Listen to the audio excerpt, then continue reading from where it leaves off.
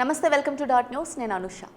ఆయన మొదట money makes many things అనుకొని పాలిటిక్స్లోకి వచ్చాడు. అయితే ఫార్ములా వర్కౌట్ అవడం లేదు. ఎలాగైనా ఎమ్మెల్యే అవ్వాలనుకున్న ఆయన ఇప్పుడు విద్వేషాలు రెచ్చగొట్టి రౌడీయిజాన్ని ఉసిగొల్పి శాంతి భద్రతలకు విఘాతం కల్పిస్తూ పార్టీ కార్యాలయాలకు నిప్పు పెట్టే సంస్కృతి మొదలుపెట్టాడు. అలా పాపులారిటీ సంపాదించి ఎమ్మెల్యే అవుదామనుకున్న ప్రవీణ్ ప్లాన్ ఏమైంది?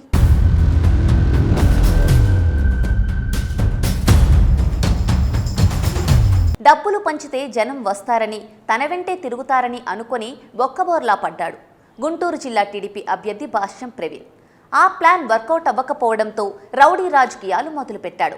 విధ్వంసాలు సృష్టిస్తూ జనాన్ని రెచ్చగొట్టి రాజకీయాలు చేద్దామనుకున్నాడు ప్రవీణ్.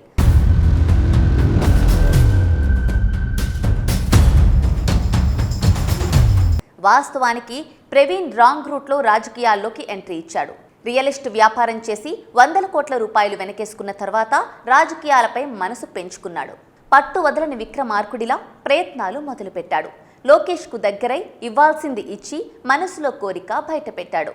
చిలకలూరిపేట సీటు నీదే, వెళ్లి ప్రచారం చేసుకోమన్నాడు చిన్నబాబు.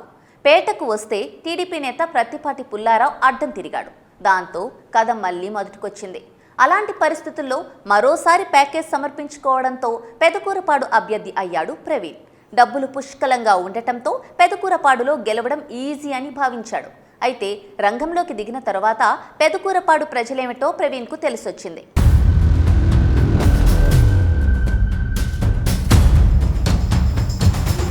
2014 నుంచి 2019 వరకు తెలుగుదేశం పార్టీ అధికారంలో ఉన్నప్పుడు పెదకూరపాడు నియోజకవర్గంలోని కృష్ణానదిని లూటీ చేసి విచ్చలవిడిగా ఇసుక దోపిడీ చేశారు.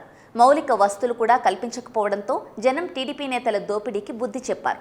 2019లో వైఎస్ఆర్ కాంగ్రెస్ పార్టీ నుంచి పోటీ చేసిన నంబూరు శంకరరావును గెలిపించారు. మొదటి నుంచి ప్రజలకు అందుబాటులో ఉంటూ సంక్షేమ పథకాలతో పాటు అభివృద్ధి పనులు చేపట్టి ప్రజల మనసు గెలుచుకున్నారు శంకర్రావు. దీంతో తెలుగుదేశం పార్టీ క్యాడర్ మొత్తం వైసీపీలోకి వచ్చి చేరింది. నియోజకవర్గంలో వైఎస్ఆర్ కాంగ్రెస్ పార్టీ మరింత బలం పుంజుకుంది.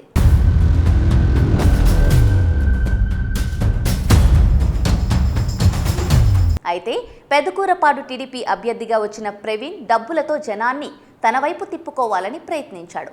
కానీ తెలుగుదేశం పార్టీ కార్యకర్తలే ప్రవీణ్ను పట్టించుకోలేదు. దీంతో ఏదో ఒకటి చేసి గుర్తింపు తెచ్చుకోవాలని ప్రయత్నాలు మొదలుపెట్టాడు. అందులో భాగంగానే అమరావతి మండలం ధరణికోటలో వైఎస్ఆర్ కాంగ్రెస్ పార్టీ కార్యాలయాన్ని తెలుగుదేశం కార్యకర్తలు తగలబెట్టారు. దీంతో ఒక్కసారిగా నియోజకవర్గంలో అలజడి మొదలైంది. వైసీపీ కార్యాలయం దగ్ధం వెనుక భాష్యం ప్రవీణ్తో పాటు కొంతమంది టీడీపీ నేతల హస్తం ఉందని పెద్ద ఎత్తున ప్రచారం జరిగింది.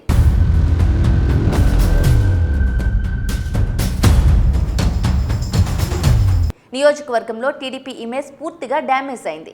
వారం రోజుల తర్వాత క్రోసూరులో టీడీపీ కార్యాలయం అగ్నికి ఆహుతైంది. టీడీపీ ఆఫీస్ దగ్ధంతో సానుభూతి వస్తుందన్న ప్లాన్తో తన మనుషులతో ప్రవీణ్ తగలబెట్టించాడనే చర్చ నడిచింది. క్రోసూరు ఘటన మర్చిపోకముందే బెల్లంకొండ మండలం నాగిరెడ్డిపాలెంలో టీడీపీ కార్యాలయానికి నిప్పు పెట్టారు గుర్తు తెలియని వ్యక్తులు. దీంతో నియోజకవర్గంలో అలజడి మొదలైంది. ఇలాంటి సంస్కృతి గతంలో ఎన్నడూ నియోజకవర్గంలో లేకపోవడంతో జనం ఆశ్చర్యపోయారు.